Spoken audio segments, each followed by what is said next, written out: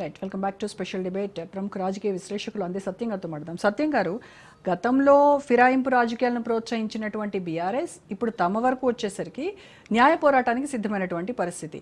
అసలు తెలంగాణ రాజకీయము ఇంత రసవత్రంగా మారడానికి స్పీకర్ నిర్ణయం పెండింగ్లో ఉండటమే మెయిన్ రీజన్.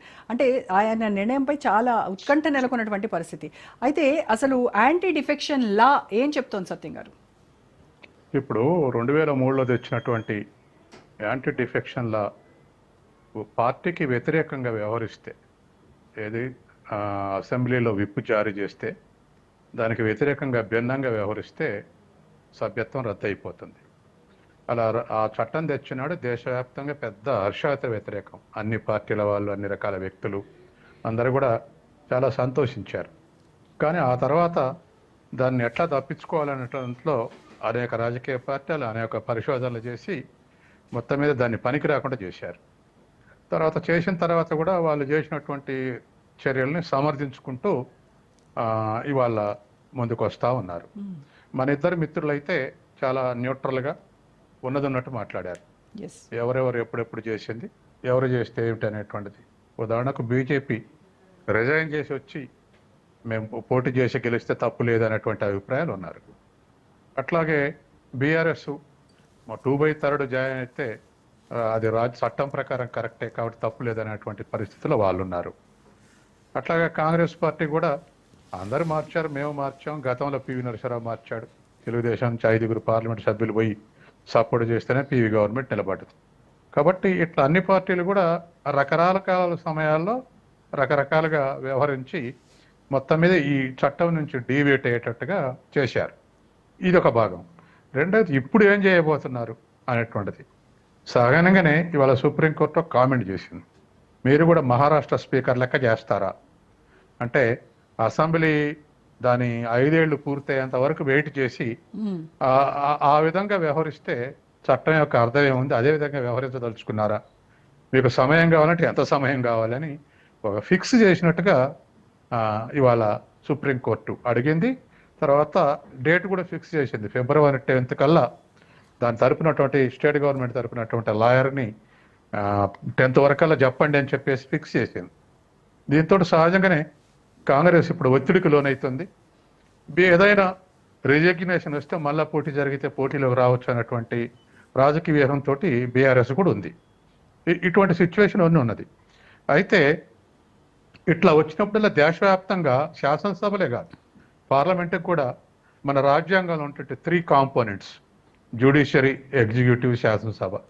ఈ మూడింటి మధ్య వైరుధ్యం వచ్చినప్పుడల్లా చాలా పెద్ద చర్చ జరుగుతుంది. రాజ్యాంగ సవరణలు తీసుకొచ్చినటువంటి ఉదాహరణలు ఉన్నాయి. ఒకదాని మీద ఒకటి ఎంకరేజ్ కావటానికి వీల్లేదనే తీర్పులు ఉన్నాయి. ఇటువంటివన్నీ ఉన్నాయి. బహుశా దాని దృష్టి పెట్టుకునే మన హైకోర్టు స్పీకర్ నిర్ణయానికి వదిలేస్తున్నాం అన్నారు. అది సుప్రీంకోర్టులో అప్పీల్ చేసిన తర్వాత సుప్రీంకోర్టు ఎప్పుడు టైం అని అడుగుతుంది.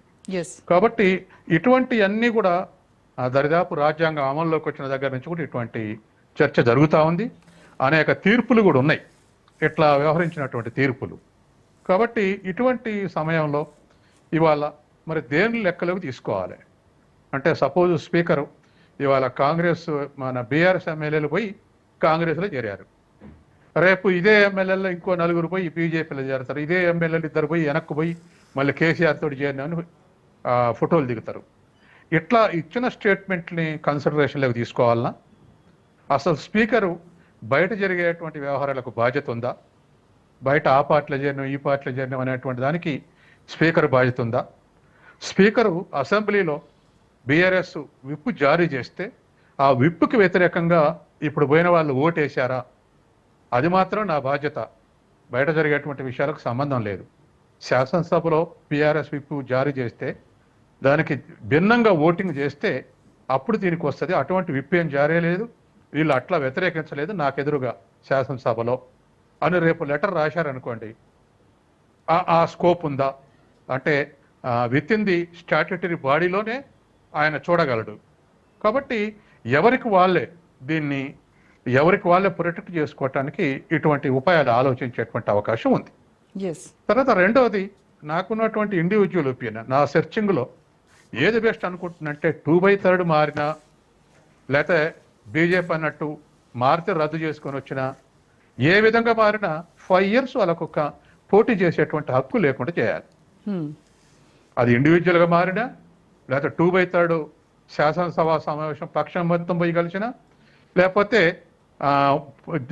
మళ్ళీ పోటీ చేస్తా రాజీనామా చేసి అన్న మొదట 5 ఏళ్ళు. ఎందుకంటే ప్రజలు ఎన్నుకున్నది ఎంతకు? ఇట్లా ముగ్గురు ఎవరు మారినా ఏ టైంకి ఎన్నుకున్నారు? ప్రజలు 5 ఏళ్లకు ఎన్నుకున్నారు. 5 ఏళ్లకు ఎన్నుకున్నారు కాబట్టి 5 ఏళ్లకు ఎన్నుకోకుండా ముందే 6 నెలలు కానీ ఏడాది కానీ రిజైన్ చేస్తా అంటే ఎవరికైనా అదే సూత్రం వర్తించాలి. ఇమీడియట్ గా 4 ఖాళీ చేస్తే ఖాళీ చేసిపో, కానీ you should not compute again first 5 years. నిన్ను ప్రజలు 5 ఏళ్లకు ఎన్నుకుంటే నువ్వు 6 నెలలకే ఖాళీ చేసి నేను మళ్ళీ పోటీ చేస్తానేది ఏంది? ప్రజల అభిప్రాయం ఇచ్చినాక. కాబట్టి ఏ పార్టీ చేసినా, వ్యక్తి చేసినా, శాసనసభ పక్షంగా చేసినా, లేకపోతే ఇంకో పార్టీ తరఫున మళ్ళీ పోటీ చేస్తానా మొదట 5 ఏళ్ళు వీళ్ళకి అవకాశం ఇవ్వకుండా ఉంటే ఈ పార్టీ మార్పులు తగ్గుతాయి అనేది నాకు ఉన్నటువంటి అంచనా. అంటే మారరు అనేటువంటి అంచనా. కాబట్టి అది డెమోక్రసీలో ఈ సస్టైనబిలిటీ తీసుకొస్తుంది.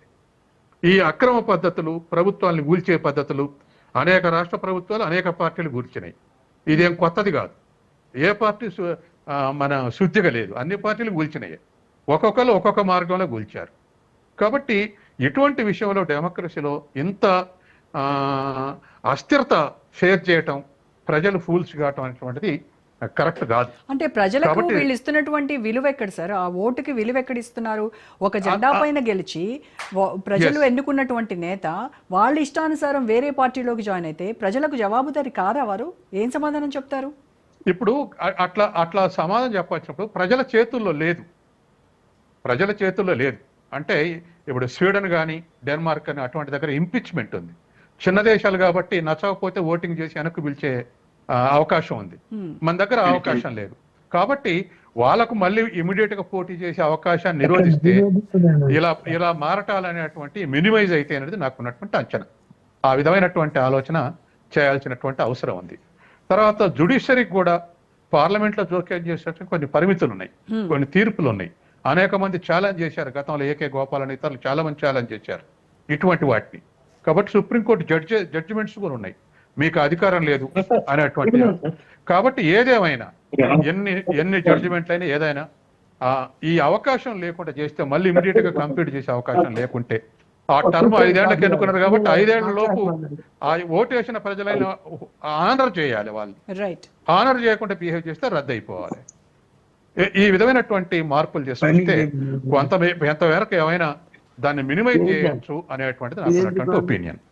రేపు స్పీకరు సుప్రీంకోర్టు 10 నాడు ఇదే లాయర్ ద్వారా నా ముందు ఈ శాసనసభలో ఎవరు విప్పు జారీ, ఏ పార్టీ బీఆర్ఎస్ విప్పు జారీ చేయలేదు, బీఆర్ఎస్ విప్పుకు వ్యతిరేకంగా ఓటు చేయలేదని రేపు ఇన్ఫర్మేషన్ ఇచ్చారనుకోండి, దానికి ఏం నిర్ణయం ఉంటుందో ఆలోచించాల్సినటువంటి అవసరం ఉంది. రైట్.